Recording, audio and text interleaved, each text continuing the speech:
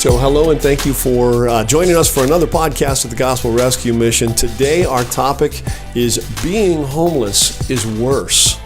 Being homeless is worse. I say that because it's true. I say this because if you're not homeless or have never been homeless, you may not know or believe this. You probably believe that being homeless and comfortable is better than not being homeless at all. But it's not. It's far worse. You've been told that feeling empathy towards a homeless person will help you better help them. I'm going to tell you right now, this is a lie. Empathy only confuses us by switching our focus onto the wrong thing, namely the symptom rather than the cure, making empathy more treacherous than it is helpful. And let me explain why and help you get your head around this. Empathy causes you to imagine what it feels like to be homeless. You imagine yourself on a cold winter's night shivering. Then you imagine how comforting it might feel to have a faithful dog nearby as your companion. You imagine how valuable that dog may become to you, even considering it to be a friend. You think of all the dogs you've owned in your lifetime and how much they've meant to you. Now, you're ready to fight for the homeless person's right to own a dog. Unwittingly, you've been tricked because of empathy. It focuses you to focus on the comfort of the dog rather than the freedom from homelessness that comes with a home of your own. Being homeless with or without a dog is worse than not having a dog.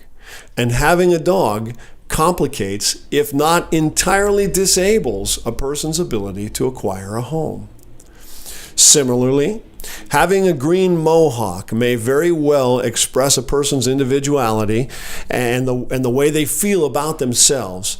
And while you may not personally relate to that kind of hairstyle, empathy allows you to recognize how much your own hairstyle means to you and how you share that in common with the green-haired homeless person in front of you.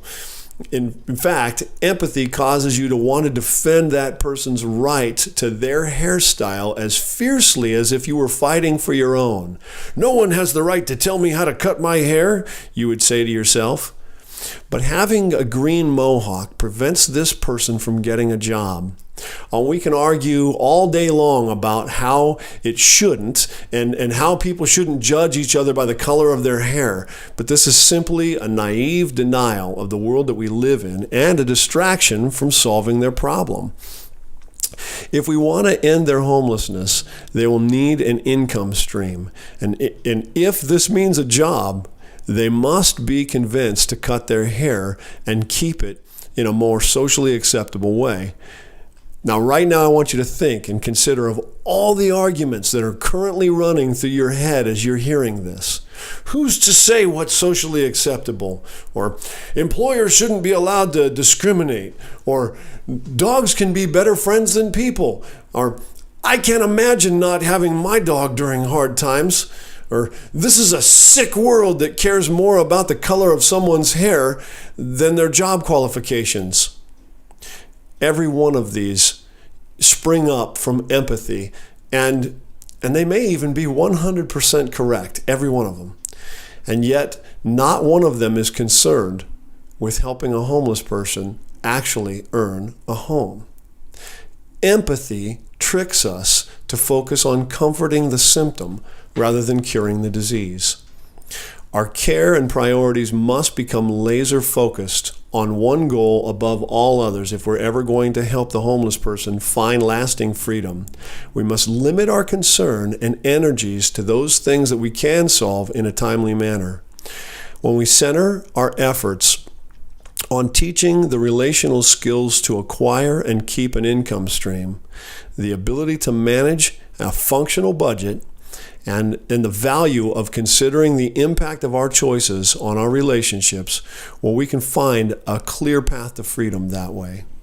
We have to refuse to allow empathy to blind us from following a clear path of caring for the most important need of the homeless, which is this, that they need to no longer be homeless.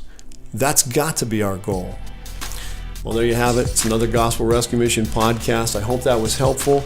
And again, if this interests you and you think that it might be interesting to somebody else, please share it. Tell other people about us. You can donate to the Gospel Rescue Mission by going to our website and clicking on the Donate tab. Our website is grantspassmission.org. And we'd sure love to hear from you, get some feedback from this podcast, and let us know what you think, and maybe share that with a friend. God bless you, and have a great day.